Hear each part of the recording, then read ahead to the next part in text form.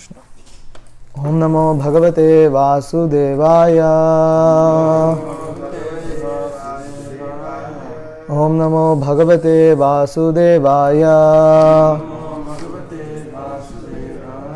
Om Namo Bhagavate Vasudevaya.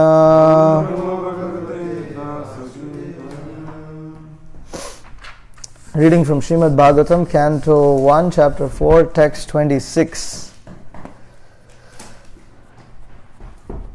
Evam pravrittasya sada bhutanam shreyasi dvijaha sarvatmakena api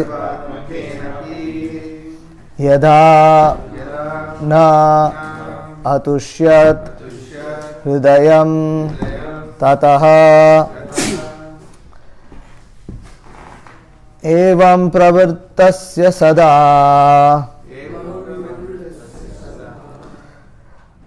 evam pravartasya sada bhutanam shreyasi dvijaha bhutanam shreyasi dvijaha sarvatmakena piyada sarvatmakena piyada natushyadridayam tataha natushyadridayam tataha evam pravirtasya sada bhutanam shreyasi dvijaha sarvatmakena piyada natushyadridayam tataha evam pravirtasya sada bhutanam shreyasi dvijaha sarvatmakena piyada natushyadridayam tataha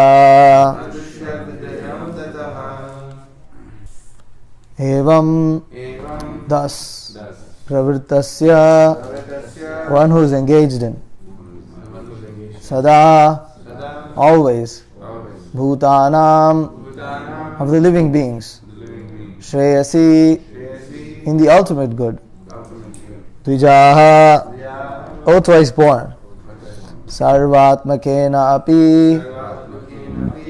by all means yada when na not atushyat become satisfied hridayam mind tataha at that time. Translation: O twice born Brahmanas, still his mind was not satisfied, although he engaged himself in working for the total welfare of all people. Purport: Sri Vyāsadeva was not satisfied with himself, although he had prepared literatures of Vedic value for the all-round welfare of the general mass of people. It was expected that he would be satisfied by all such activities, but ultimately he was not satisfied. Text 27. Nati prasida dridayaha saraswatyastate suchau vitarkayan viviktasta idam ko vacha dharmavit. Thus the sage, being dissatisfied at heart, at once began to reflect, because he knew the essence of religion, and he said within himself. Purport: the sage began to search out the cause of not being satisfied at heart. Perfection is never attained until one is satisfied at heart. This satisfaction of heart has to be searched out beyond matter. Text 28 and 29.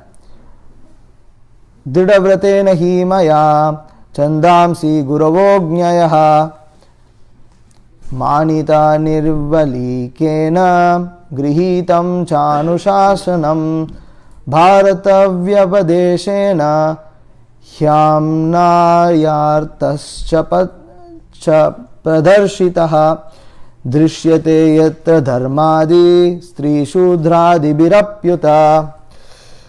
I have, under strict disciplinary vows, unpretentiously worshipped the Vedas, the spiritual master, and the altar of sacrifice.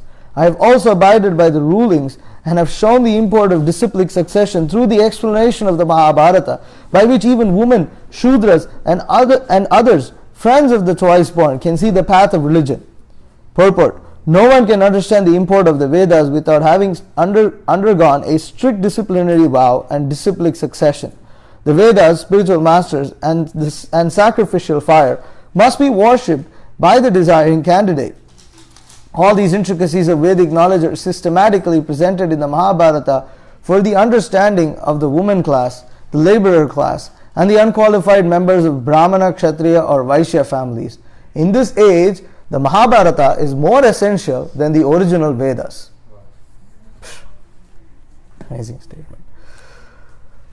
Om Ajnana Timirandasya Jnananjana Shalakaya Chakshur Unmilitam Yena Tasmai Shri Gurave Namaha Shri Chaitanya Manobhishtam Stapitam Yena Bhutale Swayam Rupa Kadamahyam Dadati Supadantikam Vandeham Shri Guru Shri Yutav Padakamalam Shri Gurun Vaishnavamscha Shri Rupam Sagajatam Sagana Raghunatham Itam Tam Sajivam Sadvaitam Savadutam Parijana Sahitam Krishna Chaitanya Devam Shri Radha Krishna Padan Sagana Lalita Shri Vishakanitamscha. He Krishna Karuna Sindho Deenabandho Jagatpate Gopesha Gopika Kanta Radha Kanta Namostate Tapta Kanchana Gaurangi Radhe Vrindavaneshwari Vrishabhanustate Devi Pranamami Haripriya Vansha Kalpatarubhyascha Kripa Sindhubhyevacha Patitanam Pavanebhyo Vaishnavebhyo Namo Namaha. Jai Shri Krishna Chaitanya Prabhu Nityananda Shri Advaita Gadadhara Srivasadi Gaura Bhakta Vrinda Hare Krishna Krishna Krishna Hare Hare Hare Rama Rama Rama Hare Hare. Evam pravrittasya sada bhutanam shreyasi dvijaha sarvatmakenapi yada natushyat hridayam tataha. O twice born Brahmana, still his mind was not satisfied, although he engaged himself in working for the total welfare of all people. So this is Vyasadeva's contemplation before Narada Muni appears and instructs him to write the Śrīmad-Bhāgavatam.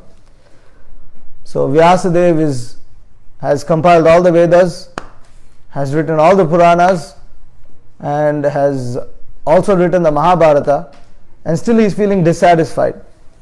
Interesting thing, many things that we can note here.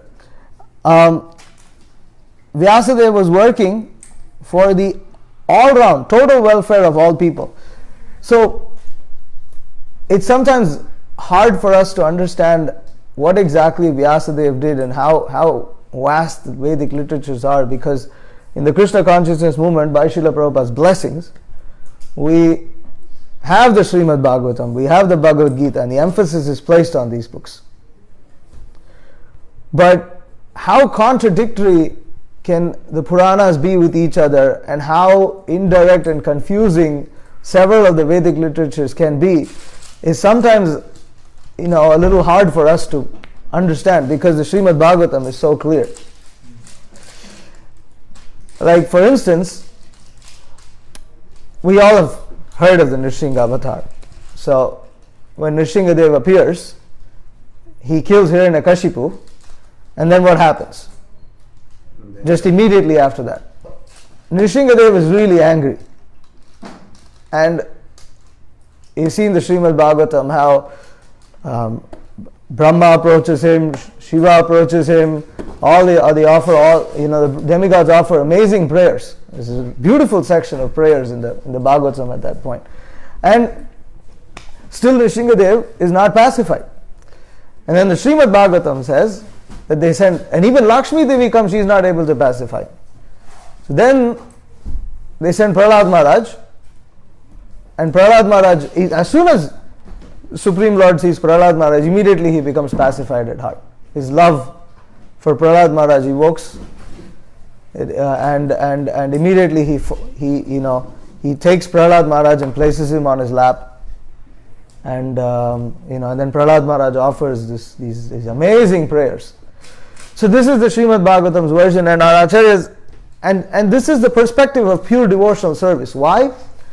Because in pure devotional service, the Supreme Lord is understood and accepted as a person. He has feelings. Why didn't Nrsimhadev appear for Prahlad Maharaj? He didn't appear because Vishnu decided to throw a tantrum, decided to go in a fit of rage, and he just became uncontrolled, and he ripped at intestines of a person, and now he's like he looks like he'll destroy the whole universe. And this is how some of the Tantrika Puranas explain. Like Mahotsaha Prabhu was saying, it's like what happens is, the story goes that Shiva becomes angry that Vishnu, instead of performing his duty of maintaining the universe, is now becoming angry and trying to destroy the universe. And the destruction of the universe is Shiva's duty, not Vishnu's duty. So Shiva becomes angry and takes the form of Sharabha. Sharabha. This is called, Sarabeshwara. So is the form of Sarabeshwara is a half lion, half man, half bird incarnation. So it is really ferocious form. And it said that, and the Tantrika Puranas explain that Shiva in the form of Sharabha, fights with Nrsimhadev and kills him. And then Vishnu assumes his regular form, and Shiva is glorified as the subduer of Nrsimhadev. Now the Vaishnavas, interestingly, so this form of Sharabha does exist, but then if you look at the Vamana Purana, they explain that when Sharabha appeared like this, Shiva appeared like this, Vishnu became even more angry, and generated a form of Vishnu which is called Ganda Perunda. This is a two-beaked, two-headed bird form of Vishnu. And this Ganda Perunda kills Sharabha. And in this way, and actually in Melkote, in Karnataka, this form of Ganda Perunda is worshipped as a form of Vishnu. So why am I presenting this example? Because this is how confusing the Puranas can be. So what happens is, the Mayavadis and the Smartas, they take this as an example of saying, Shiva and Vishnu are the same. One time Shiva, so in some places Shiva pacifies Vishnu, in other places Vishnu pacifies Shiva. In some places Shiva does something, foolish, and Vishnu comes and, saves him. Like he saved him from the Asura, what's his name? Who places the hand on the head of Bhasmasura. Yes. So he saves him from Bhasmasura. So, we recite these stories. But then the Shaivites, they have their own section of stories. And so the Mayavadis, they try to reconcile everything by saying, you see, all you Vaishnavas and Shaivas, you're all sentimentalists. Actually, everything is one. So this is how the Vedas can go, the Puranas can be so confusing. And this is just one example. There are so many examples like this, where one story. So this is the problem with the Vedas, is that people who are not so philosophically inclined, they derive philosophy from stories. They say, this story happened and that story happened, therefore God is like this, therefore God is like that. And then the Jnanis, they try to go above these stories, and then they try to reconcile everything by saying everything is one, like the Mayavadis. So, therefore, although Vyāsadeva, he was trying to achieve all-round welfare of the general mass of people, which means what? He presented, different aspects of the Vedas, different things that the Vedas give. You have Ayurveda, you have Dharma Shastras, you have Artha Shastras, which is politics. Dharma Shastras refer to religious conduct, like Manu Samhita and etc. You have the what is that? You have the Shilpa Shastras, how to carve. You have Vastu. You have black magic. You have all sorts of things. And the Mahabharata. What is the Mahabharata? In the Mahabharata, you will find the application of all the Puranas and Vedas in just one text. You will find worshippers of Durga. You will find worshippers of Shiva. You will find worshippers of Vishnu. But ultimately, the Mahabharata, in essence, revolves around the story of the Pandavas who are devotees of Krishna. Yet, it's not so clear that the Pandavas are pure devotees of Krishna in the Mahabharata. Like, for instance, in the Śrīmad-Bhāgavatam, the Pandavas retire timely, that chapter in the first canto. How do the Pandavas retire? When Yudhishthira Maharaj realizes that Krishna has departed this world, he loses all interest in the kingdom or in ruling the kingdom, and he decides to just accept renunciation, and it said he just left.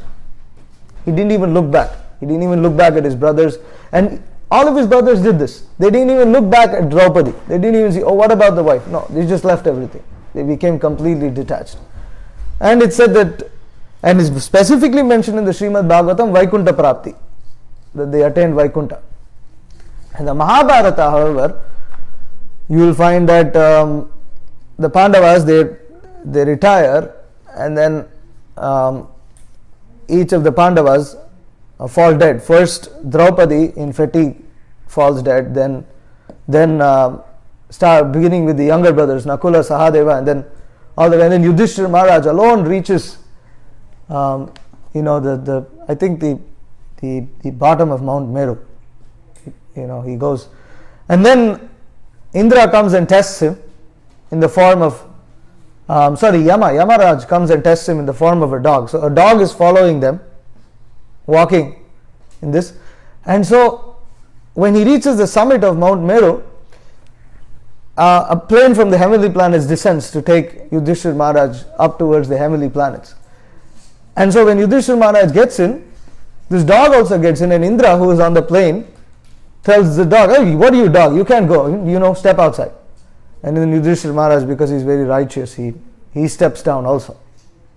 He says, "No, I will not go. If this dog is not going, I will not go." And then Indra says, "Okay, this is your final test." And then they take him to heaven, and when he goes through heaven, he passes through a small section of hell. He goes to heaven and he sees Duryodhana sitting on a royal throne, enjoying the celestial damsels of heaven, because he was killed in battle. So anyone who is killed in battle goes to heaven. And then he asks, "Where are my brothers? Where's my wife?"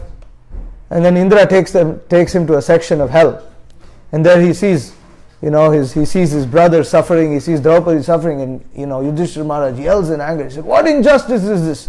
What sort of dharma is this? That Duryodhana is committing all sins, and all this is sitting in heaven, and my righteous brothers and wife are suffering in hell." Yes, in the Mahabharata. And then eventually what happens is, again there's a test where, he's tested for his righteousness. And then what he does is, he says, "Okay, if my brothers are going to be in hell and my wife is going to be ill, I'm also going to stay in hell. I'll also suffer along with them. I'll not go to heaven." So then the demigods say, no, this is just an illusion created for you. Now you all enjoy heavenly pleasure. So then all the four brothers and Draupadi and Yudhishthira they go to Indraloka and they enjoy heavenly pleasures. So there's no conception of them going to Vaikunta. There's no, you see the difference between the Mahabharata and the Bhagavatam is that here they attain pure devotional service. Here they attain the lotus feet of the Lord. There, even after going to heaven, Yudhishthira Maharaj is still affected by affection to his brothers, and is still bearing enmity towards Duryodhana. And Indra corrects him, no Duryodhana, no Yudhishthira. In heaven, no one bears enmity to anyone else in heaven. So you cannot be like this in heaven. Don't behave like an earthling. So the conception that is presented of the Pandavas is somewhat materialistic. It's not the pure devotional sentiments you see in the Śrīmad-Bhāgavatam.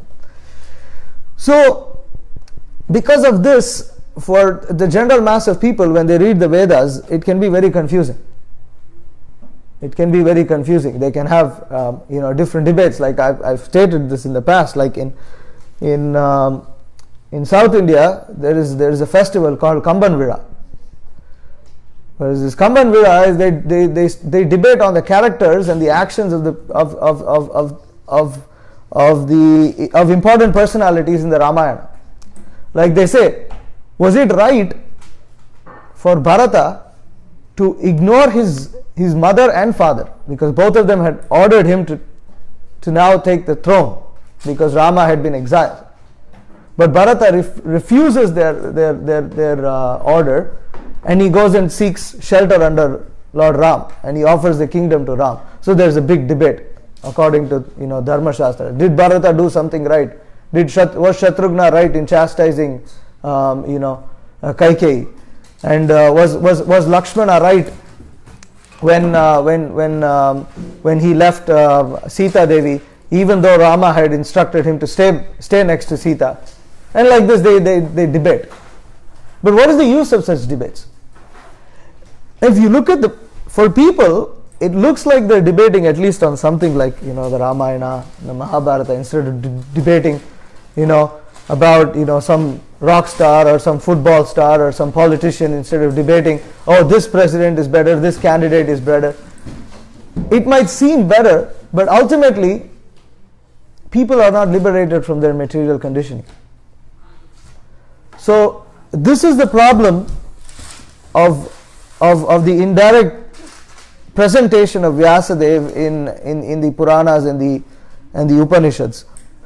So therefore he wasn't satisfied at heart, and therefore Srila Prabhupada says no one can understand the import of Vedas without having undergone a strict disciplinary vow and disciplic succession.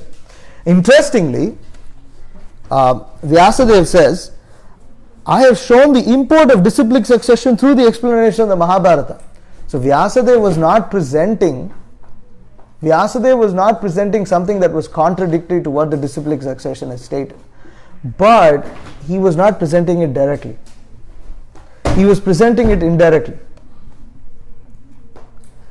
Therefore, even though the Mahabharata was presented in a manner that even women and Shudras and Dvija Bandhus can access it, still they could not see the path of pure devotional service. They could see the path of religion, but they could not see the path of pure devotional service. They were not satisfied. They could not be satisfied. So Prabhupada writes here that in this age the Mahabharata is more essential than the original Vedas. In another purport he says that therefore in the Mahabharata the Bhagavad Gita is presented. So in the Bhagavad Gita, Krishna clearly states the path of religion. But even though the Bhagavad Gita was stated very clearly in the Mahabharata, still, because the Mahabharata presents other things, like there are really mundane stories in the Mahabharata also. For instance, Nala Damayanti has nothing to do with devotional service. It's just a Vedic love story. It's a nice Vedic love story. How the husband and wife, they're so attached, and the power of love and all this. So Vyasadeva's idea, what was Vyasadeva's idea? Vyasadeva's idea was that if people are brought closer to the path of pure devotional service through religion, then they might see devotional service and take it up. This was Vyasadeva's idea. Is that instead people, they're committing all sinful activities, they're eating meat and all this. But then if you read Mahabharata, you become more pious. You develop some devotion towards Vishnu. You develop some devotion towards the demigods. And then eventually somewhere it's stated that Vishnu is ultimately superior to all the demigods. So then maybe you might start worshipping Vishnu. This was the idea with which Vyasadeva presented all the Vedas. But the point is, because he didn't present it directly, because he didn't present it with clarity, people never lost their inclination towards sense gratification. Therefore, you will find over here.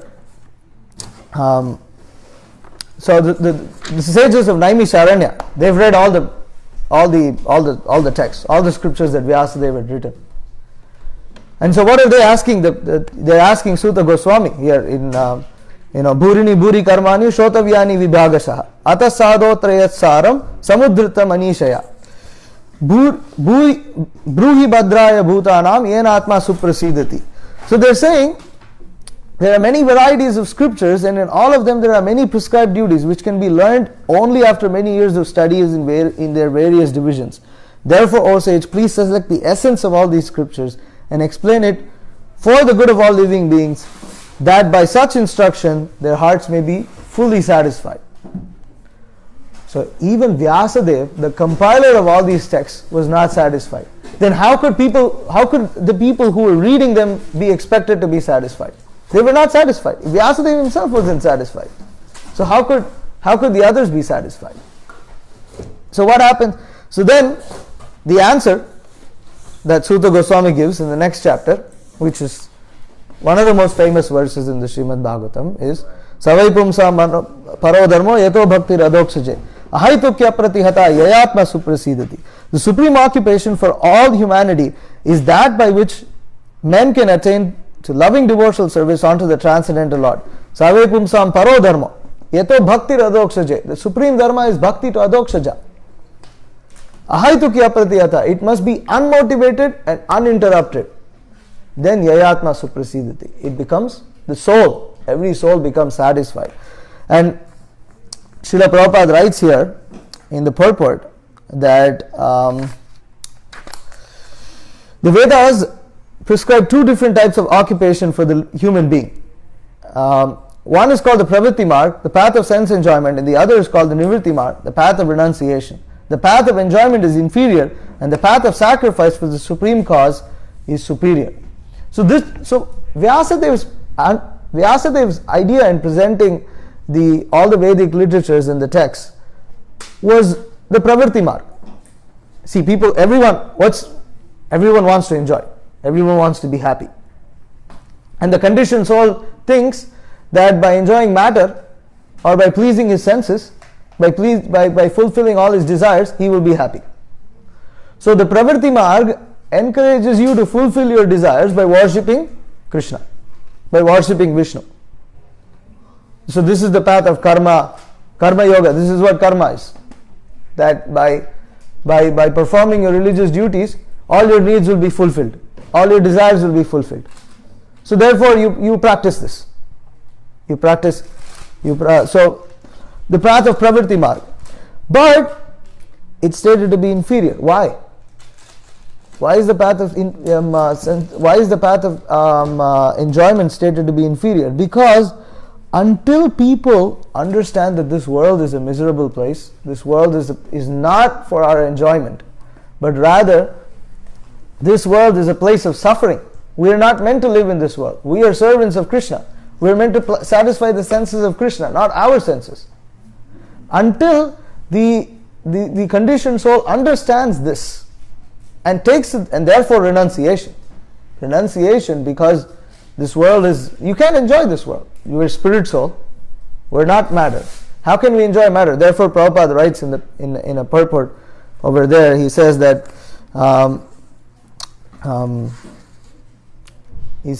when Vyāsadeva is introspecting, he says this satisfaction of heart has to be searched out beyond matter. That people have to be taught that they have to seek happiness in spirit, in spirituality, in spirit. But what is spirit? Not just some vague idea of spirit. Spirit is jiva. Jiva is part and parcel of Krishna. So the happiness that the jiva seeks is found in Krishna and Krishna only, and by serving Krishna only. It is not found by other methods. Oh, okay, let me try to plant trees or save the whales or conduct so many horse sacrifices like we see in the Bhagavatam. What was that king? No. He was conducting many horse sacrifices, and then Narada Muni comes and instructs him. Prishni-garbha. So, is it Prishni-garbha? Yeah. Okay.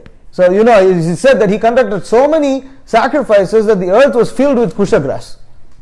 This is like Kushagrass was found all over the floor because he had conducted so many sacrifices. But Narada Muni comes and tells him, what are you doing? What's the use of all this sacrifice?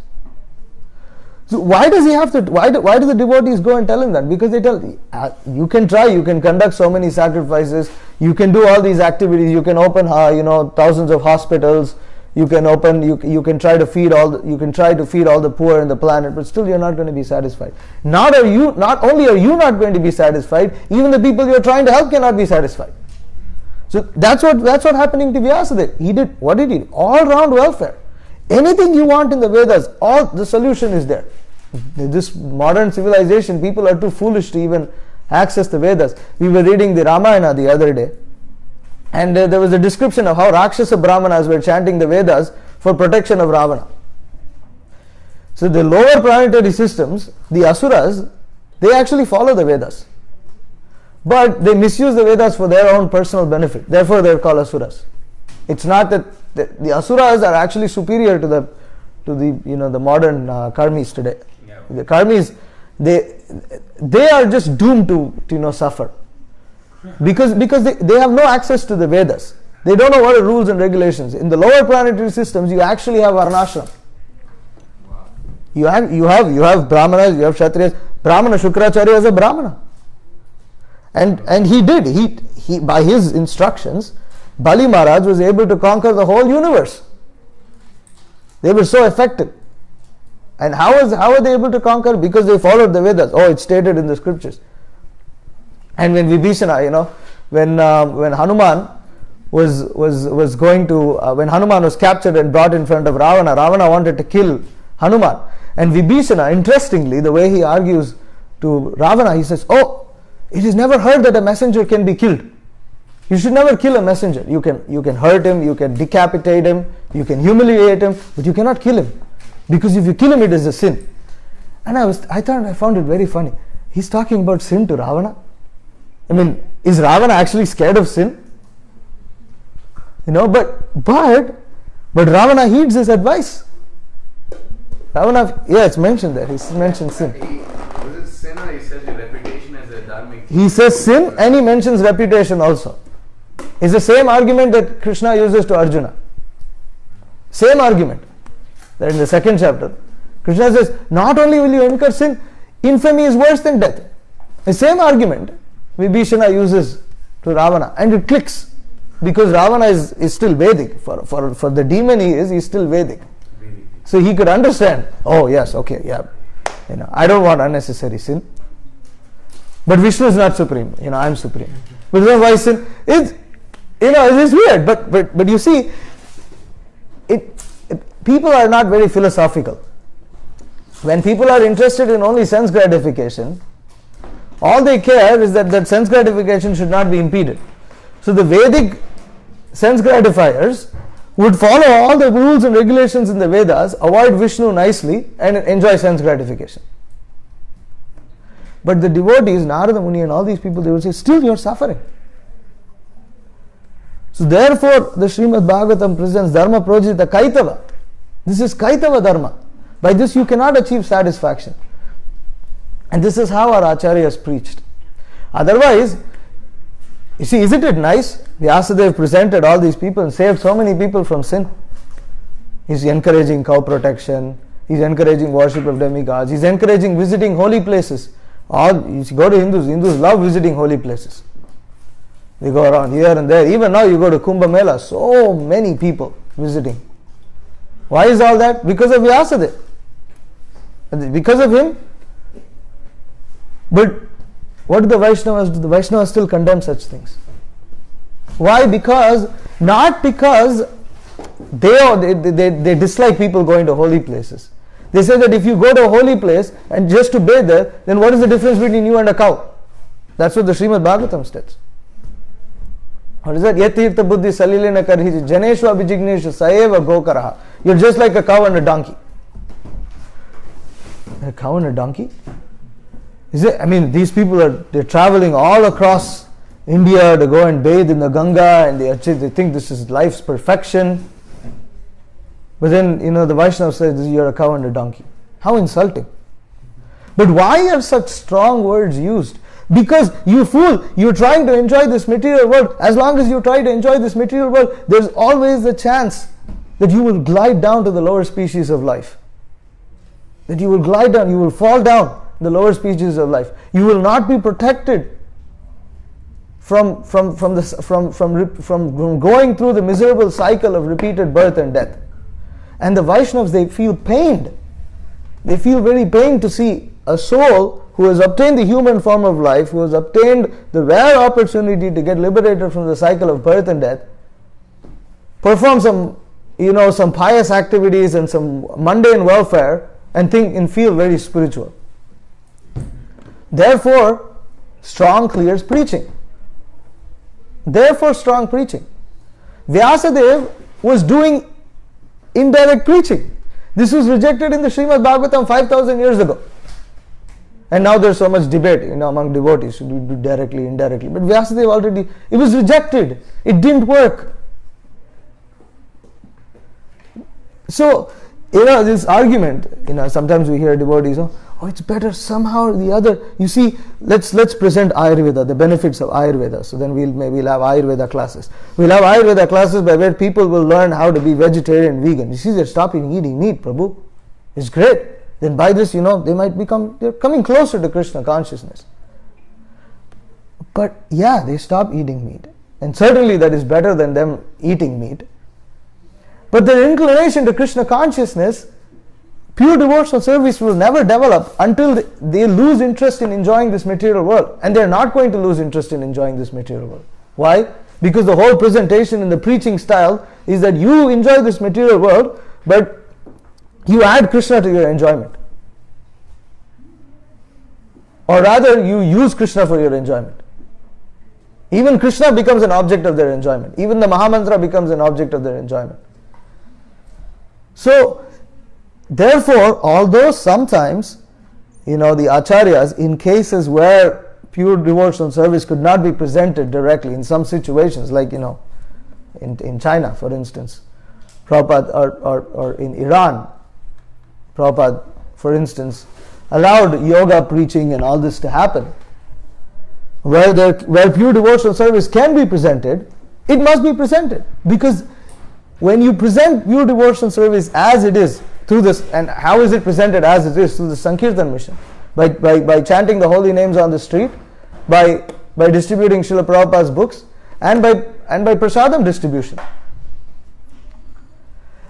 By eating one cookie offered to Krishna, that devotee makes far more that conditioned soul makes far more progress than he can do in millions of lifetimes of following vegetarianism, veganism, and all this sorts of nonsense. Just by and this is how pure devotional service is practiced. See, Prabhupada's idea of Sankirtan, the Acharya's idea of Sankirtan, just like Devamrita Maharaj was saying, suddenly devotees were everywhere. The people could not avoid them. So devotees are chanting the holy name, they're giving them books, they're giving them prasadam, and like it or not, forcibly they're being engaged in pure devotional service.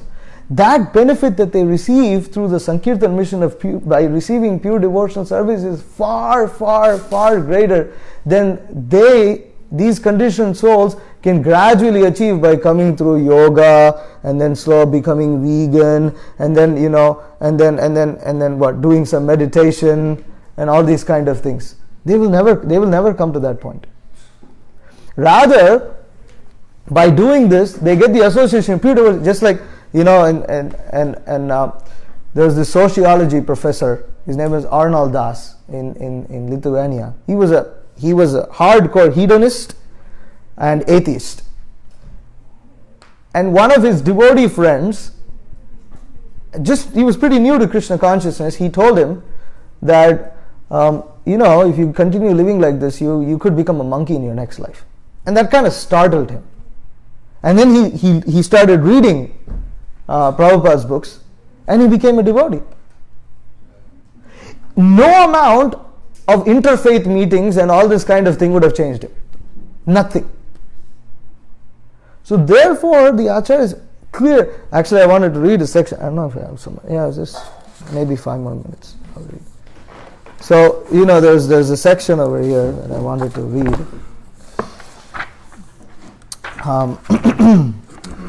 Advanced devotees have the faith and conviction to speak the message of the Acharyas as they spoke it. Such devotees thereby receive the blessings of Srila Prabhupada and the Acharyas for bringing people to ahetuki apratihata, unmotivated and uninterrupted pure devotional service.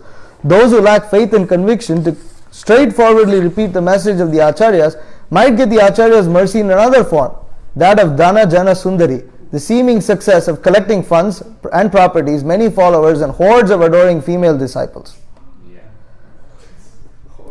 But advanced devotees care nothing for the illusory benefits that may accrue from mixed pure devotional service. So, there are benefits that one can receive from mixed devotional service, but what are those benefits? Illusory. Oh, you become. I feel good. All this kind of feeling. And okay, so now we want people to feel more unified. So what are we going to do? We'll take everyone and do community service.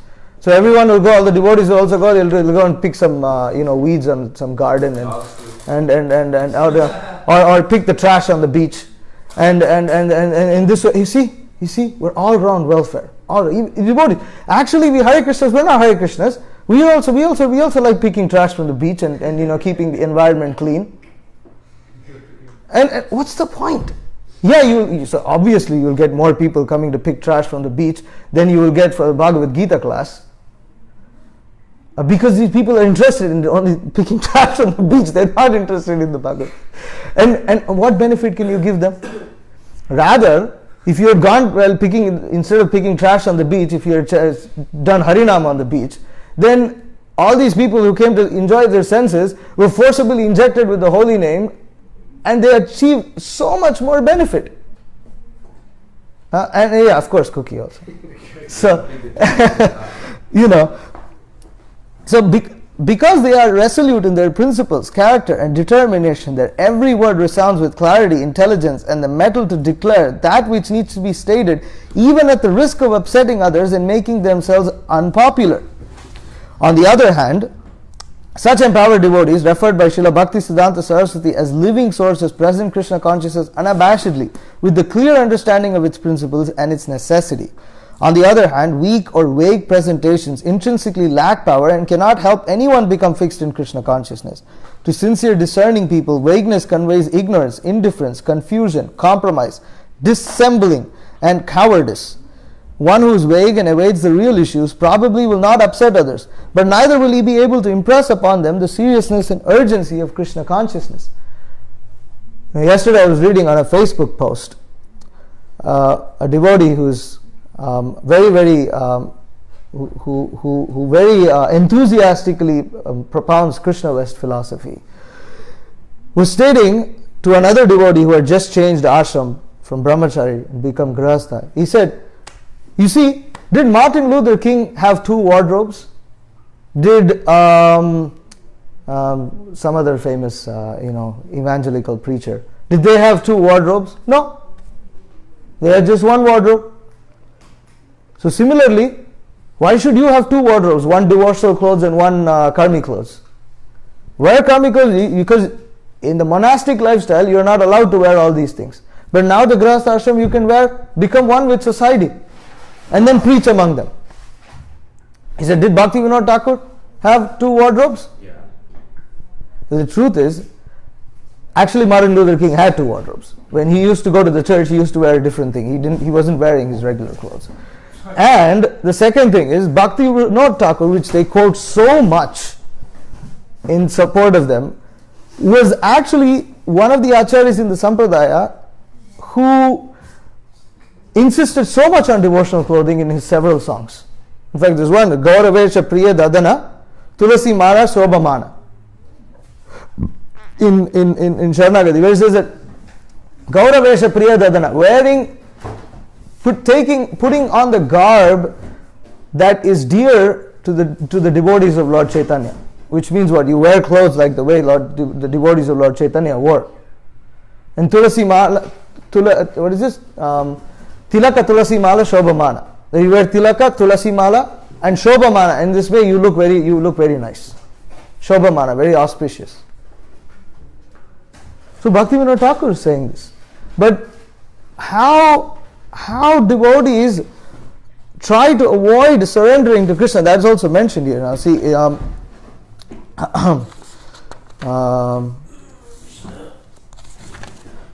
Mayavadis typically utter stock phrases like inner landscape, inner life, and spiritual journey, cheating their willingly gullible followers by deliberately leaving such terms undefined, and thus conveying abstractions that may sound intriguingly spiritual, although no one knows what they mean.